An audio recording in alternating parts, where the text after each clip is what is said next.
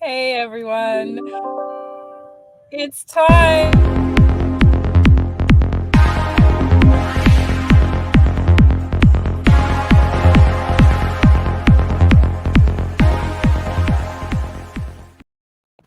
So Stacy looks a lot different today. Hey, welcome my fabulous guest. This is Kim Biggs, and we'll tell you all about her. But in case you're wondering why I look like I'm in my car, I am. And Kim looks like she's surrounded by a beautiful studio, which is about 30 seconds ago. That was kind of my background. But we always talk. Stacy and I always talk about the weirdest things, and you have to always be ready. So I put everything up, the lights were working, everything was great. And then the hydro trucks showed up because they're putting in a generator, and they said, "Oh, by the way, we're cutting your power for the day." And I had no power on my laptop. So I'm in the car plugged in, and that's how we're rolling today. So just to let you guys know, Stacy is not feeling well, but she is a trooper. She's behind the scenes, and she still started us up today. That's why I wasn't as smooth as normal, because Stacy does all that. So, anyways, welcome, Kim. Thank you for having me. It's so exciting to be here with you, Faye, and Stacy in the background. And it's amazing behind the scenes what you guys just pulled off. Yeah. So for those of you guys who really say you can't do it unless it's perfect, you can always figure out how to MacGyver anything. So Stacy's been not well for a week, and so I called Kim last night. I think you probably got the email at like midnight or something. And you're like, sure, I'll hop on. So Kim, I've known Kim for, oh my God, over 25 years. Yes. We started in corporate together as babies, Yes. and we didn't like each other when we first met. No. And then over the years, we became best friends. So, the one thing I always like to talk about with Kim is, because we talk a lot about how much work it is and effort to, you're striving for that goal to get to the top and all that stuff. And I remember when we both made it to senior leadership, we said we were going to write a book, and we were going to call it, "We Jumped Through Burning Hoops Through This for This." So, Uh, so what do you take on that, Kim? I mean, it's been a long time. You're still in corporate, so a little bit about your background. Kim has run different companies all over the world. She's mainly been in corporate B&B, and and she progressed again till you got to the premium job, and as I did, and we got there, and we both went, huh. So what's your take on your thoughts about what you think it looks like at the top and what it was like? that is a very interesting question. I think that, this work-life balance that people speak about all the time, Faye, Mm, maybe it's not that easy to do right. because there's going to be an opportunity cost, whatever you do. Yeah. Whether, if you're going to go travel to Japan, as we Hmm. did, Yeah. then you're leaving your family Yeah. and there's, that blank. Yeah. So I guess I would say that it's not that easy to be in those positions because it's always a trade-off. Right. I live in Charlotte, North Carolina, as you Yeah. know. Yeah. And what did I teach you when you're down here? How do you greet people? How y'all doing? Exactly. Hey, how y'all doing? Come Hey, on. how y'all doing? Anyway, and I became really close friends with the folks that ran the Disney store at my Charlotte airport because every time I got back into town, rather than have to carry all these gifts, Yeah. I'd just run in there, buy the gift, and come home. Right. That's how you do it. The guilt gift. Yeah. So, you figure out how to do it. And I would say, I know your family, I know your kids, and I have to say, you did it. You Yeah. did have the life balance, even though at the time it was tough to do. Yeah. They're three amazing people As that is yours. thank you. And, it's just a lot to do, but Yeah. if you have the energy, it could be done. Right. Yeah, I mean, I agree. It was hard, and I think, Yeah, it can be done, but you do sacrifice. So you do miss 100%. you miss concerts, you miss certain things, that Halloween, like weird things like that. I remember. Do you remember that we had to go to we were supposed to go to a meeting. Our we both had the same boss. I actually had two bosses, and kind of you did too. So we had to go to the same meeting, and our boss scheduled it for Halloween because she doesn't have kids. Right. And it was like incredible. I just thought, like, how arrogant for you not to even think about how important that is. You could have done the meetings any day, and we had to fly in. So we didn't go. I didn't go on Halloween because I put my foot down. I said, you know what? I have sacrificed everything, but that's just a little silly, take, like, fly in the next day. And we did, right? Didn't we fly in the next day? I can't remember Yes. exactly. Yeah. It We was flew, easy. yeah, we flew in the next morning, which was fine, but it was, the onus was on us. So I think, I think as a leader, you have to think about your employees and go, okay, like, I might not understand their situation, but let me try to have some empathy and figure out what we can do to make it work for them, right? And that's the difference. When you're in senior leadership, you have the ability to make those decisions, right? Or, as we saw, there was a lot of people who, they work their way up and they get there, and then you realize they're not that smart. And so, and that's why some of them make bad decisions, right? I'm not saying this person in particular, but some of them make bad decisions. And you sit there and, like we said, like, we worked our butts off to get here. And then we look around the room and we're like, hmm. Well, Not saying about not wanting to be the smartest person in the room. no. And, this leads me to discuss something that I see here in the United States, and maybe you can shed some light in Yeah. Canada. But retention is a Oh, huge problem right now yeah. in corporate. And Huge. what's happening, since COVID, people are used to working from home. You don't Yes. have to get on that plane and go to Halloween. You can have Yeah. a Zoom, a team, a video, and you're there. Yeah. So I think that senior leadership needs to really pay attention to what you started with. Right. Seeing Halloween is important to you. Yeah. So you know what? Let you have the day. It's Yeah. not going to change business, No. And yeah, right? I mean, it's true. And I think there was such a dramatic shift now after COVID. And there are people who aren't going back to their jobs, who figured Oh, out a side hustle, who there's also people, just so everyone understands, because a lot of people say, how are they just able to all of a sudden not work or quit their jobs? Well, I think everyone changed, right? They said, maybe I can downsize. Maybe I can live further from the city. I don't really need all this stuff that I right. thought I needed. I don't need to go to the office in the city, spend a ton of money on transport and parking and clothes and lunches out. The money I save by not doing all that, I can afford to stay home and live in maybe a smaller house, maybe somewhere different. But yeah, so I think if senior leadership wants to retain people, they have to realize that it's not the same world anymore. No. So what have you seen, like, because you're still in corporate? Hmm. So what have you seen? Do you have people under you that are like, I'm not coming back? There are people saying that they don't want to, come back, or they're looking for companies that are saying 4-day work weeks. Right. So I think what happens again at that level, people try to stereotype a certain group. Let's say, well, salespeople are motivated by money. Right. Well, that could be a motivator, but it may not be the motivator. Right. And it's really important to understand the individual and then figure out how to motivate them. Right. Because look, they probably could have paid you less and gave you Halloween off and you would have been happy, Exactly.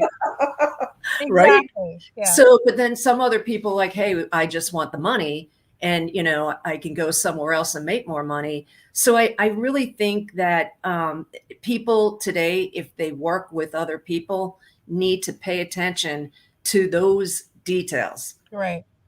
And I think if you're somebody who's just starting out in corporate, or you're maybe, you're middle management somewhere, I think like the best thing you can do is find someone like us who've been through it all. Find somebody to talk to, because we both say the same thing. We would gladly talk to people and try to, cut all those years of pain out of their lives, to tell them, Yes. right? To tell them what to do, because I like Kim and I never thought, and it was the era, but never thought we could say no to, more work, more travel. We always were afraid that if we said no, we were going to lose our jobs.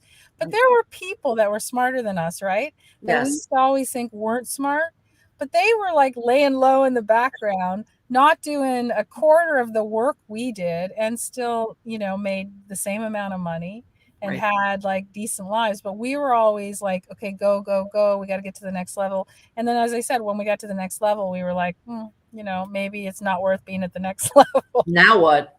We're here. Yeah, because I can remember, and you've done the same thing. I can remember when I was in New York once, and the president said, I need you to jump on a flight to Rome to go approve a site and come back, like 24 hours. So I literally had to jump on a flight that night, go. I didn't sleep at all. I did the whole route and then I came back. And I didn't believe that I could say no. And what you realize are those little things, like when you travel for a living, you work 24 hours a day, You right? do. Yes. Because your lunches, dinners, you're on the clock the entire time that you travel. Because you've been like, so tell me, like, what's your experience when you were traveling? It's insane. I think I was my thinnest back in those days because we didn't have time to eat. We'd Yeah, just grab a power bar or do whatever we had to do and get to the next yeah, meeting, get to the next thing. And it definitely, I feel like I ran on a lot of adrenaline back then. yes, And I think that's, it's not for everyone. I no, think you and I tend to have the skill set to zigzag. yeah. If we were linear, we would have never made it. Yeah, you're right. You're right. And it's true. I mean, it was, I can still remember I was, traveling. I was Europe and Asia every month, and I was doing my MBA, and my kids were Yeah. 2 and 4, I guess, at the time.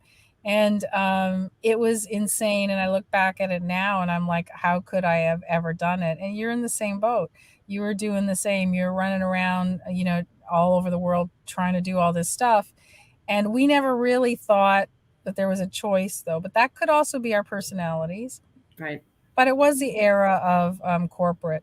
And I think that's the one thing that, as I said, I would sit down with somebody who's like in their, 20s or 30s and say, okay, what is it that you really want to do? Because if you're gifted and smart and you're an asset to the company, they will allow you to work from home. They will Yes. allow you to, do whatever it is that you want to do if it's a 4-day work week. Because as a leader now, as somebody who runs something, you don't care, because you just want you want somebody who can get the job done. If Right. they could do it in 2 hours a week, I'd still pay them the same amount of money I would pay somebody who does 40 hours a week, if that's how long it takes, right? Right. Yeah. Absolutely. Without a doubt. Yeah. So you obviously are always looking for people underneath you, obviously, to hire. What are you looking for now? Like, what's your first question that you would ask somebody who, if you're trying to find a new hire?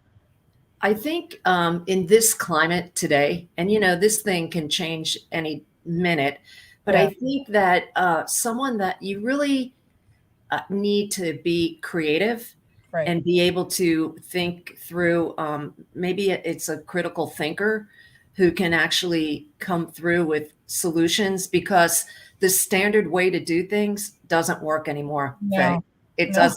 It's and you can't go back to it. I No. was actually talking to our president and owner of our company a few weeks back, and he was saying, do you think the turnover is the people that left were hired during COVID?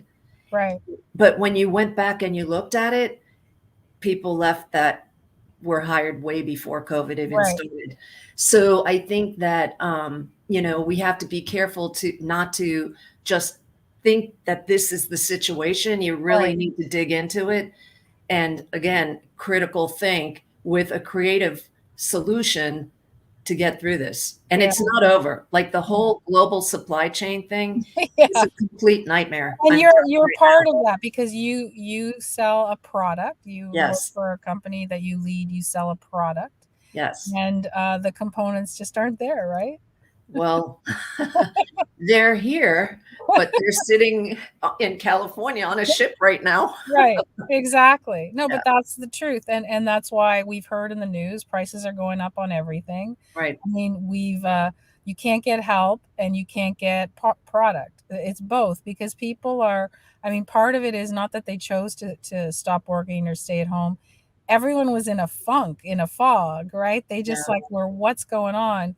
And I think part of it, as you said, being, creative solutions, people made decisions that were completely opposite what they used to be, right? Right. And so all of a sudden, and there's nothing like we don't know what the landscape's going to look like in a year from now. And I think just as that's up in the air, so is our people's lives. They don't really know where they want to go or what they want to do. So I think they're a little more fluid. And the nice thing about the ones that are the younger generation is that they've already been fluid. so Yes. so they're okay with not really, like they don't have the whole I want to buy a house, I want to have a job for 25 years. They don't have that in their repertoire, right? No. Their mantra is I just want to be happy. Yeah. Yes. So it's very, very different. It is. And I think the work ethic, I do believe there is a strong work ethic, but it's not the insane work ethic that we had. Yeah, I no, think it's a different approach. And totally again, I different. think working smarter, Yeah, using their skill sets, I just see, and it works. It's yeah. okay. You don't have to be, an indentured servant You to the don't, but I people. think you know what? Here's the part that I kind of waffle on, and I'm not really sure what the solution is. So I can still remember when I was in the hospital giving birth to the second one, Mhm. and I was running Canada, and I was the only one. And so, and you did the same thing. I got up. It was in my hospital room, and I, was Yes. submitting forecasts because if I didn't submit them, there was no one else to do them. There was no one trained. There was no No. one else that knew the market. So that's what I did, and that's what you did too, right? Yes. And I mean, I guess it's because, well, twofold. One is because we cared about our clients and we cared, but we were also worried about our jobs to make Yes. sure that. But I mean, the truth is, I don't know what somebody in this day and age would do in the same situation. What do you think? I think they would get the time off, and I don't think it's the same. I don't think they have that same level of, I don't know, I don't know if it was fear or I don't drive or know. whatever that was, Yeah, but I don't know. I yeah, don't know. It's an because I think about it often because I only know in our era, I right. only when we were young in corporate, Yes. um, we were, yeah, I mean, remember when we graduated like school and universities and stuff, there wasn't a lot of jobs out there. And No. so we were happy that we had a job and we were fearful, right, of Yeah. trying to find another one. But again, that's when you get older and you get to senior management, you realize that I hate to say this, but there's not a ton of people that are smart enough to do what you were doing, right? So there's always jobs. If you're good, there's always jobs. But when you're young, you don't know that. And I also think that we thought there was a certain, I guess, process to get to where you go. And Yes. I think we kind of followed what our male counterparts would do. Yes. And as a result, because we were competing back then for Yeah. that, we kind of almost were schizophrenic. We were a mom when we were Yeah. home, but we were 100% work when Yeah. we were at work. Do you know? Yes. Now Absolutely. I think, back then we had to wear suits. Now it's casual, Yeah. everybody's in jeans. It's not Yeah. even, slacks. Everyone wears jeans Yeah. today. Yeah. And even to like top meetings, shocking, but it's Yeah. all cool. Yeah. And so I think that kind of pressure has eased up, Yes, totally. and you can get to where you want to go and not follow that long hard road that you and I took.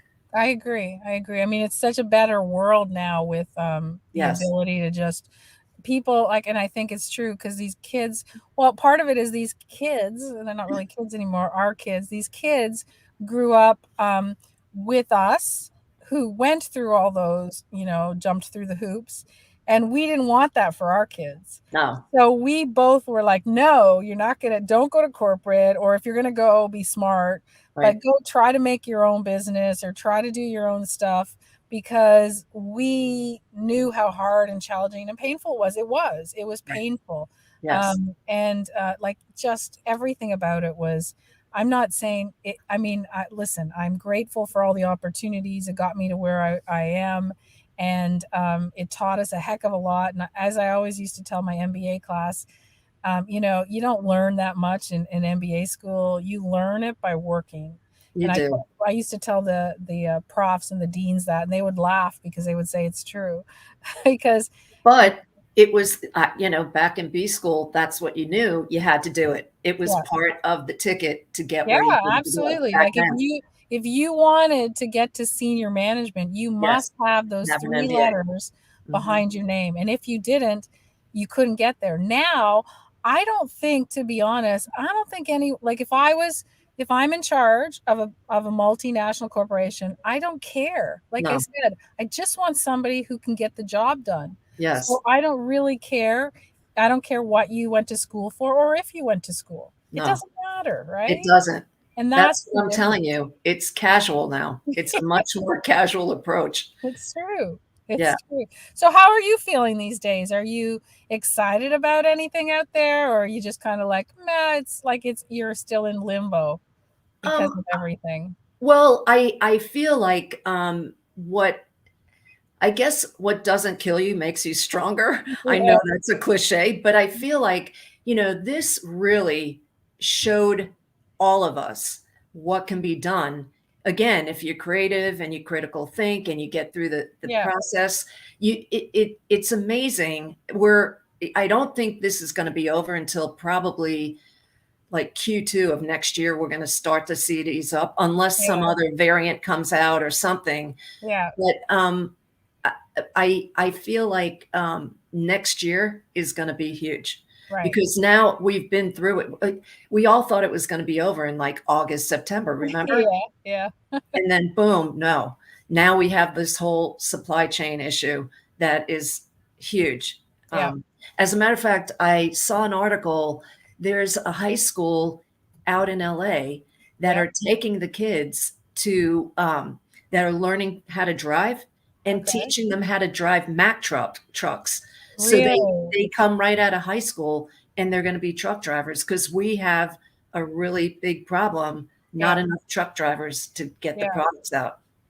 Well, you know what? I heard as well. I don't know if you've heard about this, but in the UK, because of Brexit, Yes. all the drivers were foreign, right? They weren't in the like so what happened was, Brexit came in and now they have no drivers. Zero. Mm, And they have shortages, and they showed pictures of shortages on shelves and that because they don't have anyone to actually move the product.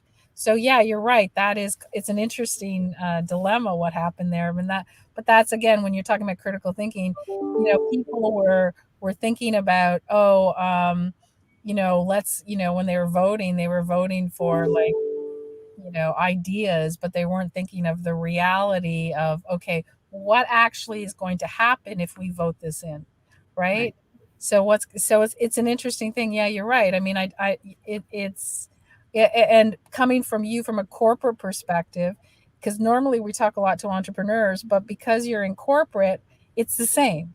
Nothing's different. No, So it's the same whether you're working on your own and starting a business, or you're working in management. I mean, the ideas and what you need to do and what decisions you need to make are all the same. right. So Absolutely.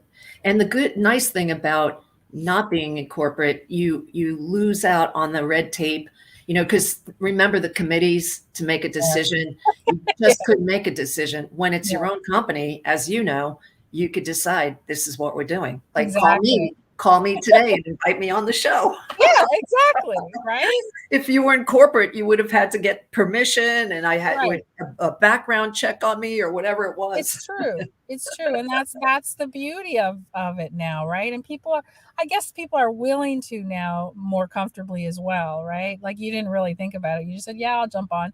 Yeah, Not a problem. And I sure. think everything's changed. Well, the one thing that you've had amazing success is you are, a sales guru. You've been in Yeah, sales. No, it's true. You've been in sales forever and you're very, very talented at it. And thank I you. guess I would ask the question, even though you're more of a leadership now, but I'd ask the question, what do you think has changed in that whole sales realm because of this? Like, how has it changed? Because it's not the old Zig Ziglar, for young people don't know who that is. Zig Ziglar kind of close that sale guru, right? No. What's it changed now? I actually go back to kind of what this whole theme is. I think it's really important to listen. Mhm. If you listen and you pay attention, and it's the basic fundamentals of Sales 101, but that's what is the solid process of Right. sales. So going in and just slinging product and, kind of talking about brand or whatever, Yeah. it's okay. Yeah. But for me, I find that the more we pay attention, and it's the nonverbal as much as the verbal that Right. you pay attention to. And Right. I think if people master that, that's what you need to do in this climate right now. Cool. So maybe we should have you back and do a master class on sales in Sure. sales after, COVID. Sure. Yeah, that would be great, right? If How much anyone's, fun. you guys tell us on the chat or on the any depends on where you're listening to this. Right. Let us know what you want to know about sales and what specifically you want us to train because we have Kim and like I said, she's like an uber guru of sales. She's been doing it for a long, long time, both in direct to consumer and in B2B. So you've done both Yes. because you've run retail, wholesale, and you've run B2B. So you've run the gamut and domestically and internationally. Yes. So And for me, my favorite thing, if you're interested, is the B2B because yeah. it's a constant change, and it's very exciting to work with a client and figure out what they need and come up with the So right can you solution. for people who might be listening to the podcast, what is B2B? It's business to business. So give us an example. So anytime a company wants to maybe reward their sales team or do some incentive for OSHA and not having problems in the warehouse. Yeah. They need gifts. They need corporate gifts for clients, and that's what B2B is: getting Mhm. the product in the hands and the right product to send the message of what you're trying to say to Right. the recipient. Cool. Yeah, Cool. it's That well, fun. yeah, I mean, I think a lot of us, a lot of people who are entrepreneurs and people who own small businesses shy away from the word sales because they're scared. And the truth is, and we were there when we were young and read all the books Yes, and didn't do we should have anything. wrote one. Yeah, we always talked about we should write one, but now this is even better because if we could do a master class for everyone, I think they would be really excited about understanding that sales is actually very easy. Right, And the easiest person to sell is a salesperson right. because we appreciate good people. And I'm going to tell you this, Faye. You and I both know it. Everybody is selling. Yeah, Maybe you're not selling a product, but you're selling your brand, you. yeah, So it's good to have the skill sets that make you successful. yeah, Because whether you're working internally with colleagues in the order department or in the warehouse and you need to get things done, it's really negotiations, which is right. partly sales, right? Yeah, absolutely, Might not absolutely. have a dollar to it, but it's definitely a Well, sale. and I think, for a lot of people, they are creative. They might come up with great products or great services, but then, they have no customers and they're like, I don't know why. Well, because I'm afraid to sell. But again, if you take that fear away and show them how easy it is, things would be a lot different. But I think, you can't go back to those old books. There's some good concept in those old books. There's good concepts. Yes. But I think people are a little bit more jaded these days, or a little more alert, depending on how you look at it. And they know if you're doing a canned sales pitch, they understand it. You can't read from a script anymore. Those days are over. It's You are, cheesy. have you seen? Did you watch Impeachment, the show on? Did you watch that show yet? No, not yet. Okay, so it's American Crime Story. I thought Oh my everybody. gosh. Yeah, yeah. So there's a because Stacy knows I always digress and go to gossip and pop. But the reason I'm going to it is it's a first of all, everyone thinks they know the story with Clinton and Lewinsky and all that stuff, but it is such a great show. 10 episodes, very well acted, and you learn a lot. But there's an interesting part about it's the last episode. It was last night. Paula Jones, the one who originally had said the president had whatever sexually whatever assaulted, harassed, I can't remember the word.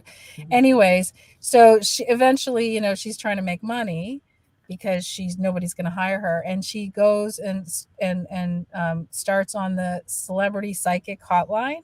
Gosh. And I didn't know any of this, but there's a scene where somebody calls her and she reads the script. That's what she's doing on the celebrity psychic hotline. So, she's reading the script. When somebody calls, she's like, "Oh, okay. So I sense you're going through a change or something." And it's fascinating because we just talked about you can't read the script anymore. People don't fall for that. No. No, like it doesn't work. And the stereotype of a salesperson, none Yeah. of us like. Think about it. That like a used car salesman. Sorry if I'm insulting anybody that sells used cars. As a Yeah. matter of fact, I guess the prices are up and it's a different sale there Yeah, too. you're in good business now. Right, right. But that stereotype that I'm Yeah. talking about, nobody wants to be around that. So, I'm constantly telling my team and people that work with me, you don't want to sell. Like the No. more you don't sell, the more you will sell. Right. Because the more you sound like a sales guy or gal, Yeah. Well, it's no, kind of, and it's the same everywhere. It's kind of like people, I deal obviously a lot with coaches. I train a lot of coaches, right, and it's the same thing. They're going, "Give me the script, give me the script." You can't. If you need a script to coach somebody, you shouldn't be a coach. Like, right, sorry guys, you shouldn't be a coach if you don't know how to coach. And it's not about you can follow parameters, like you can say, okay, this is where we have to find out, what they need, etc. But if you're reading a script and you think that's helping somebody, you're doing a disservice to them. So if that's all you're looking for, it's not going to work. If no, it's an idea or a prompt, so for example, Stacy and I just released a product called 1000 Prompts.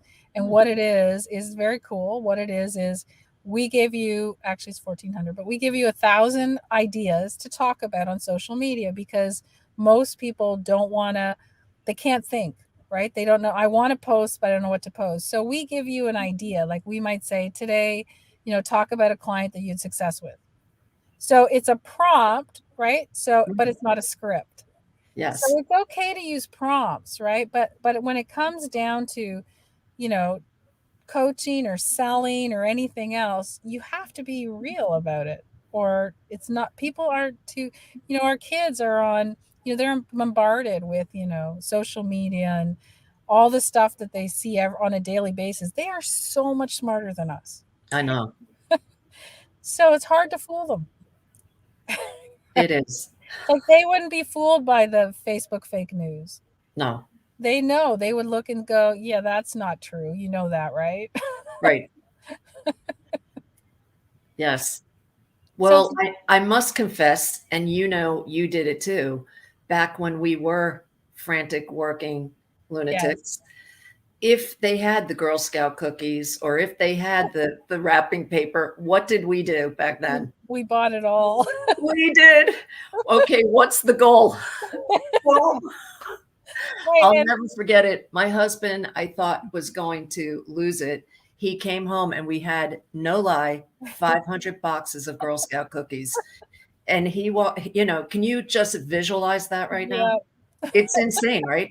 yes, But what we did, and it was actually a good learning for my daughter, she was so young back then. Yeah. We went to some of the shut-ins that were nearby in assisted living, Yeah. and she made a little card and brought the cookies. So we Right. gave them out. And, it was funny because at one location, she came out and she was really sad because one of the women said her children don't visit her. It was so nice for her to come. Nice. And I just looked at my daughter and said, just remember how you feel when you leave me. I want you to memorize this moment. And bring me damn cookies. Exactly. I think we froze some. We still have some in the freezer. I don't know. And we talked about it a lot. I did the same. I know And you it was did. just because you have to sit there. Can you actually do you have the time to go door to door and sell these cookies? Or harass your relatives and friends Yeah. on cheesy sales. Yeah, no. No, and I agree. So I did the same thing. I bought all the stock and then just gave them out Yes. to people who really could use them, right? And there's nothing wrong with that. And I think it's important, and I know a lot we're going to get pushback. So don't give us hate DMs, but I know people will say, well, you're not teaching them. Sure we are. What we're teaching them is how to value their time and Yes. how to achieve a goal. Right. Right? So we're teaching them how to be smart, because the truth is, if your goal is to raise $500 and you're fortunate enough to have a parent that says, you know what, I will buy it and then we will give it out and consider this, a good deed and charity or whatever you want to say, Right. that's cool. If you're teaching them, so I'll give you kind of the reverse. So it's almost a pay it forward, Faye, because absolutely. the time that we put into going to all of those shut-ins, it would have been knocking on doors, selling. Yeah. And I'd rather her have the skill of giving than the skill of selling, like that kind of thing at that stage of her life. True. Yeah. And that's what you have to teach. Like, so you as a parent, make your calls on what you believe is your value, because you might not agree with us, right? But make your calls. So I still remember when Gray's, and you remember this, I can't remember his birthday, which age he was, but I sat down with him, and we used to have a big party all the time, and he used to say, Gray, well, he actually came to me and he didn't need presents. Like, he doesn't need presents. So I said, what do you want to do? And he said, well, maybe we had a friend who went through cancer treatments at the hospital. And he goes, maybe I can raise money for Sick Kids, which is the hospital name in Toronto. And he did, and he put it up, and he said, I don't want any gifts, just $5, whatever you can do, and we'll give the money to the hospital for kids. And he raised like $1,000. Awesome. Because, but it was true, because I said, it's your party, and I hate the idea of birthday parties with presents. I just think, come to the party and have fun. But I don't like, it's just like seems ridiculous to say, oh, and bring me a present. Right. Yeah. I know. So again, it's about teaching values. If you value that, then cool. If that's what your thing is, nothing wrong with that. But I think a lot of what your values are flips into your sales role, flips into your leadership role, right? 100%. So how you lead and how you sell is a direct reflection of what you value. 100%. And on that note, what a segue. So we're going to wrap it up. Thank you so much. You're going to come back. Yay. And Stacy, you're invited back. Stacy, feel better. So I'm going to take you up on it. We're going to do that masterclass in sales. Awesome. And we'll share that, in the new year with everybody. But again, thank you so much. I appreciate you being here, and we'll see you guys all next week on Hot Topics. Bye, everyone.